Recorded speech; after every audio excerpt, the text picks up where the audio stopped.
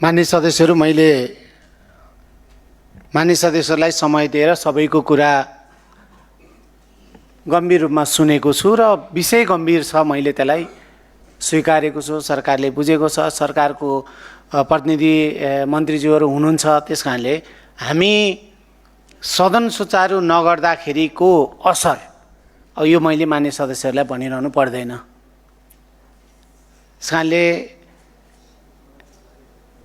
बसौँ, सदन सुचारू गरौँ, संवाद पनि सँगसँगै गर्दैछौँ।